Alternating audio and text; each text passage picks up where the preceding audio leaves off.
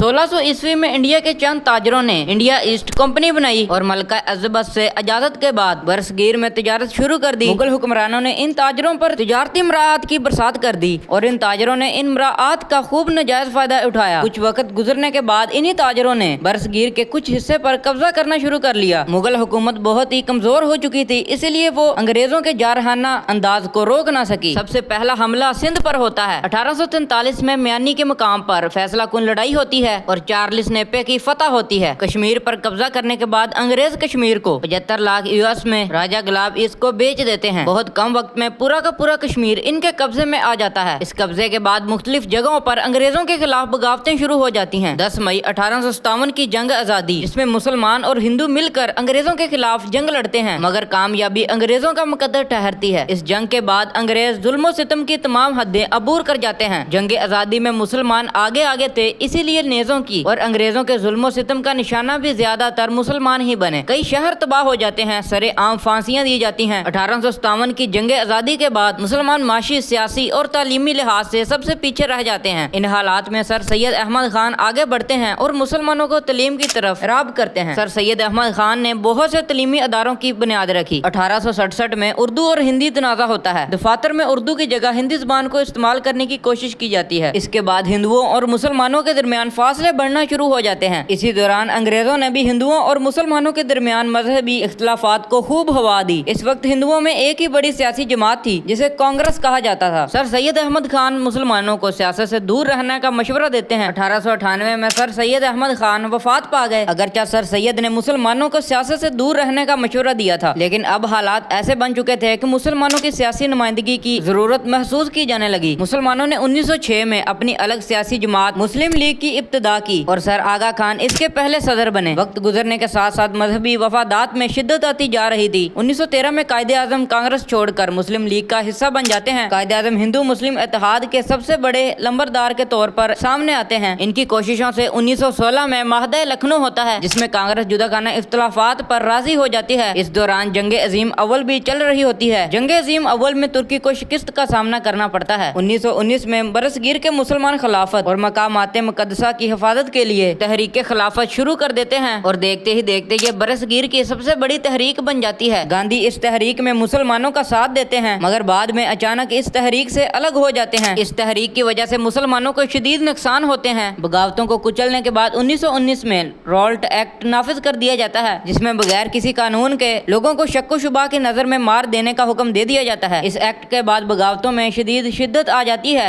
चुनाचे अंग्रेज अप्रैल 1919 में अमृतसर में जलियांवाला बाग के मुकाम पर फायरिंग करके 1200 से ज्यादा लोगों को मौत की घाट उतार देते हैं। 1928 में कायदे आज़म ने अपने 14 नुकात पेश किए, जिसमें मुसलमानों की अलग सियासी नुमाइंदगी और मुसलमानों के तहफ़्फ़ुज़ के बारे में बात की गई थी। 1930 में अल्लामा मोहम्मद इकबाल खुतबा-ए-बाद में अलग मुमलकत का मुतालबा करते हैं। अल्लामा इकबाल फिर से मुसलमानों के लिए अलग रियासत का मुतालबा करते हैं, मगर कांग्रेस इस फार्मूले पर तैयार नहीं होती। 1933 में चौधरी रहमतुल्लाह अली नई मुमलकत का नाम पाकिस्तान तजवीज़ करते हैं। कायदे आज़म मायूस होकर लंदन चले जाते हैं। फिर अल्लामा इकबाल की दरख्वास्त पर 1934 में वापस आते हैं और फिर अपनी सारी जिंदगी मुसलमानों के लिए वक्फ कर देते हैं। 1937 में आम इंतखाबात मुनक्कद होते हैं, जिसमें कांग्रेस 1585 सूबाई नशिस्तों में से 722 जीत जाते हैं, जबकि मुस्लिम लीग के हिस्से में 106 नशिस्तें आती हैं। इसके बाद कांग्रेस हुकूमत बनाती है, लेकिन मुसलमान अपने हुकूक से महरूम रहते हैं। 1940 में मुस्लिम लीग का अजलास लाहौर में मुनक़िद होता है, जिसमें मौलवी फजलुल हक राज़दादे पाकिस्तान पेश करते हैं, जो मंजूर कर ली जाती है। इस अजलास में कायदे आज़म अपने खुतबा सदारत में कहते हैं, मुस्लिम और हिंदू दोनों कौमें इतनी देर तक इकट्ठा रहने के बावजूद आपस में घुल मिल ना सकी। कायदे आज़म ने कह दिया कि हिंदू और मुस्लिम अलग अलग कौमें हैं। इसके बाद पाकिस्तान का मुतालबा जोर पकड़ना शुरू कर देता है और तहरीके पाकिस्तान अरूज पर पहुंच जाती है। इन तमाम मुश्किलात से गुजरने के बाद 20 फरवरी 1947 को बरतानवी वजीर आज़म ने ऐलान किया 1948 में बरसगीर से बरतानवी राज खत्म कर दिया जाएगा। 3 जून 1947 को लॉर्ड माउंटबेटन ऐलान करता है तकसीम हिंद का। इस सूबे की बना पर पंजाब और बंगाल की तकसीम की जाएगी। हालांकि बरतानवी हुकूमत ने 1948 को बरतानवी राज खत्म करने का ऐलान किया था, मगर बरतानवी हुकूमत ने 14 अगस्त 1947 को पाकिस्तान और 15 अगस्त 1947 को इंडिया को आज़ाद किया। आज़ादी के ऐलान के बाद ही लोगों ने अपने नए ममालिक में हिजरत शुरू कर दी। इस अचानक ऐलान के बाद बहुत से फसादात भी बर्पा हुए। यूं इन फसादात में 10 लाख लोग हलाक हुए। नाज़रीन, अगर हमारी वीडियो आपको पसंद आई हो, वीडियो को लाइक लाजमी से कीजिएगा और चैनल को सब्सक्राइब करके बेल आइकन प्रेस कर दीजिएगा تاکہ آنے والی ویڈیوز کی نوٹیفیکیشن آپ تک پہنچ سکے۔ اللہ حافظ۔